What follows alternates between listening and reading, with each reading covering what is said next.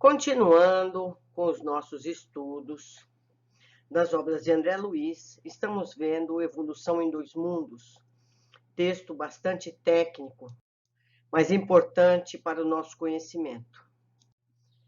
Hoje vamos estudar sobre os princípios inteligentes rudimentares.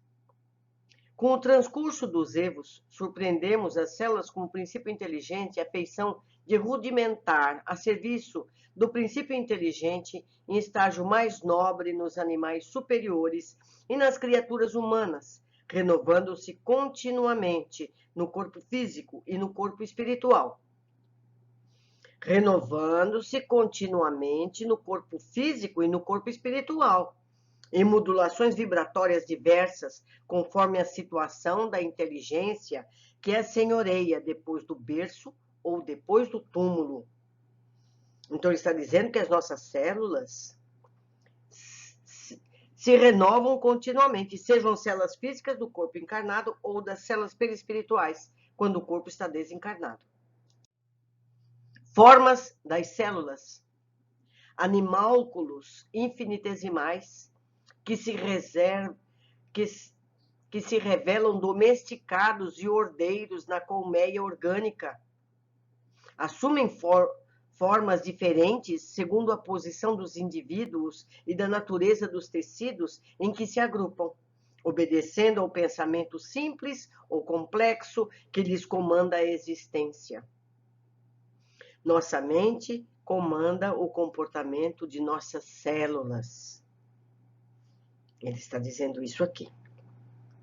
São cenositos ou micro-organismos que podem viver livremente como autocitos ou como parasitos, suncícios ou massa de células que se fundem para a execução de atividade particular, como, por exemplo, na musculatura cardíaca ou na camada epitelial que compõe a parte externa da placenta, como ação histolítica sobre a estrutura da organização materna, células anastomosadas, como as que se coordenam na formação dos tecidos conjuntivos, células em grupos coloniais, com movimentos perfeitamente coordenados, quais as que se mostram nos volvocídeos, células com matriz intersticial, que elaboram substâncias imprescindíveis à conservação da vida na província corpórea, e as células que podem diversificar-se, constituindo-se elementos livres, como na preparação dos glóbulos da corrente sanguínea.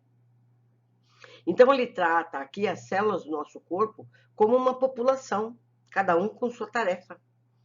Articulam-se em múltiplas formas, adaptando-se às funções que lhes competem, no veículo de manifestação da criatura, que temporariamente as segrega, à maneira de peças eletromagnéticas inteligentes, em máquina eletromagnética superinteligente, atendendo com precisão matemática aos apelos da mente, assemelhando-se, de certo modo, no organismo, aos milhões de átomos que constituem harmonicamente as cordas de um piano, acionadas pelos martelos minúsculos dos nervos, ao impacto das teclas que podemos simbolizar nos fulcros energéticos do córtice encefálico, movimentando e controlado pelo espírito através do centro coronário, que sustenta a conjugação da vida mental, com a forma organizada em que ela própria se expressa. Ele faz de uma coisa tão complexa uma explicação clara, fazendo associações, não é? Por exemplo, motores elétricos microscópicos, ele faz associações. Dispostas nanoconstrução na forma em processo idêntico ao da superposição dos tijolos numa obra de alvenaria, as células são compelidas à disciplina perante a ideia orientadora que as associa e governa.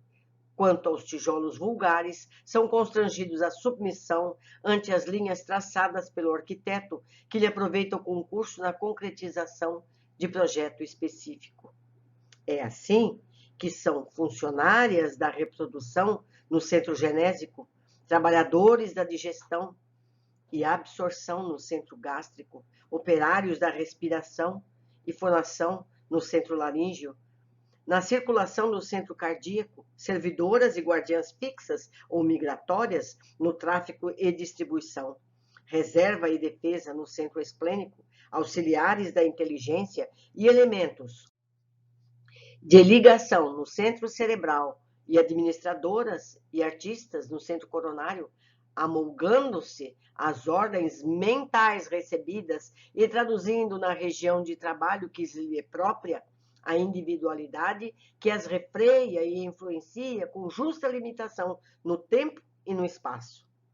Temo-las desse modo, repetimos, por microscópicos motores elétricos com vida própria, subordinando-se às determinações do ser que as aglutina, do seu corpo, e que lhes imprime a fixação ou a mobilidade indispensáveis às funções que devam exercer no mar interior do mundo orgânico, formado pelos líquidos extracelulares, a se definirem no líquido lacunar que as irriga e que circula vagarosamente na linfa que verte dos tecidos endereçada ao sangue, e no plasma sanguíneo que se movimenta rápido, além de outros líquidos intersticiais, característico do meio interno. O todo indivisível no organismo. Lógico entender dessa forma que, diante do governo mental, a reunião das células compõe tecidos, assim como a associação dos tecidos esculpe os órgãos, partes constituintes do organismo, que passa a funcionar como um todo indivisível em sua integridade, cingido pelo sistema nervoso, controlado pelos hormônios ou substâncias produzidas em determinado órgão e transportadas a outros arraiais da atividade somática, que lhes excitam as propriedades funcionais para certos fins. Hormônios esses, nascidos da impulsão mecânica da mente sobre o império celular, conforme diferentes estados emotivos da consciência, enfeixando cargas de elementos químicos em nível ideal, quando o equilíbrio íntimo lhe preside as manifestações e consubstanciando recursos de manutenção e preservação da vida normal, perfeitamente isoláveis pela ciência comum, como já acontece com a adrenalina das suprarrenais, a insulina do pâncreas, a testosterona dos testículos e outras secreções glandulares do cosmo orgânico. Ele sempre associa o nosso corpo, seja ao universo, seja a máquinas, porque tudo é parecido em funcionamento. Automatismo celular. É da doutrina celular corrente no mundo que as células tomam aspectos diferentes conforme a natureza das organizações a que servem, competindo-nos desenvolver mais amplamente o acerto para asseverar que a inteligência, influenciando o citoplasma, que é, no fundo, o elemento intersticial de vinculação das forças fisiopsicossomáticas, obriga as células ao trabalho de que necessita para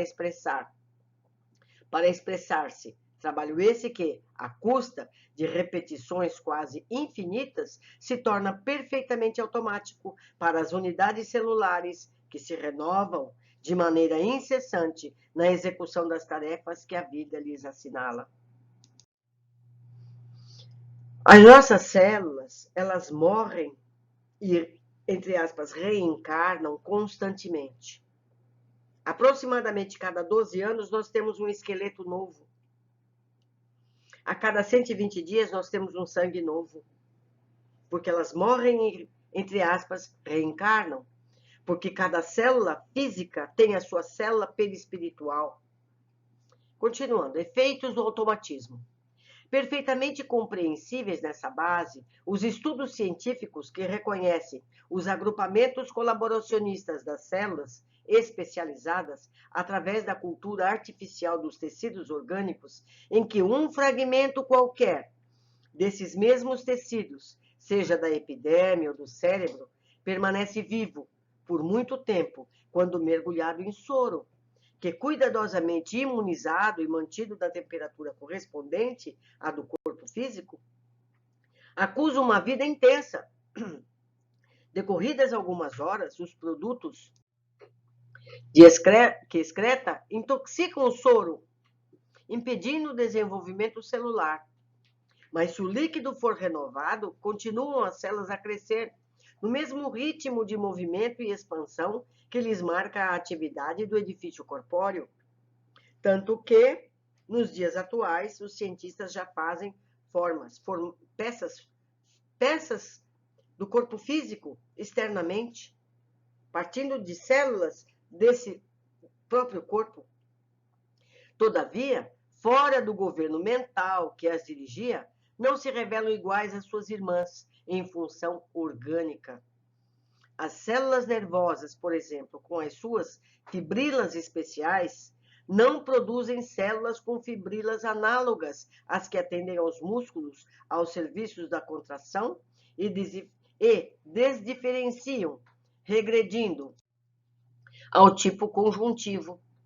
Todas as que se ausentam do conjunto estrutural do tecido inclinam-se para a apresentação morfológica da ameba, segundo observações científicas provadas. Isso ocorre porque as células, quando ajustadas ao ambiente orgânico, demonstram o comportamento natural do operário mobilizado em serviço, sob as ordens da inteligência, comunicando-se umas com as outras sobre o influxo espiritual que lhes mantém a coesão, e procedem, no soro iguais às amebas, em liberdade para satisfazer os próprios impulsos. Então, é o espírito, o proprietário das células perispirituais e físicas que coordenam o comportamento das células. Aí vocês podem entender, nós podemos entender a formação de um câncer, a formação de uma gastrite, porque quem produz isso é o espírito, certo? Dentro do mesmo princípio de submissão das células ao estímulo nervoso, é que a experiência de transplante dos tecidos de embriões entre si, com alguns dias de formação, pode oferecer resultados surpreendentes, de vez que as células orientadas em determinado sentido, quando enxertadas sobre tecidos outros, em vivo, conseguem gerar órgãos extras em regime de monstruosidade, porque está fora do corpo, obedecendo a determinações especializadas resultante das ordens magnéticas de origem que saturavam essas mesmas células. E é ainda aí, pelo mesmo teor de semelhante saturação, que vamos entender as demonstrações do faquirismo e outras realizadas em sessões experimentais do espiritismo, nas quais a mente superconcentrada pode arremessar fluidos de impulsão sobre vidas inferiores, como seja das plantas, imprimindo-lhes desenvolvimento anormal, e explicar os fenômenos da materialização mediúnica, neste caso, sob condições excepcionais e com o auxílio de inteligências desencarnadas, o organismo do médium deixa escapar o ectoplasma, ou o plasma exteriorizado, no qual as células, em tonalidade vibratória diferente, elastecem e se renovam de conformidade com os moldes mentais que lhes são apresentados. Nós vimos isso no mecanismo da mediunidade, produzindo os mais significativos fenômenos em obediência ao comando da inteligência, por intermédio dos quais a esfera espiritual sugere ao plano físico a imortalidade da alma a caminho da vida superior. Vocês lembram da obra Mecanismo da Mediunidade? Que o espírito fez florzinhas para oferecer, além de aparecer fisicamente? Nós lembramos, não é verdade? Bem, meus amigos, ficamos com mais esse capítulo de aprendizado, que eu entendo, percebo que precisa ser lido e relido, para que a gente tenha a capacidade de entender minimamente. Um abraço e até o próximo capítulo.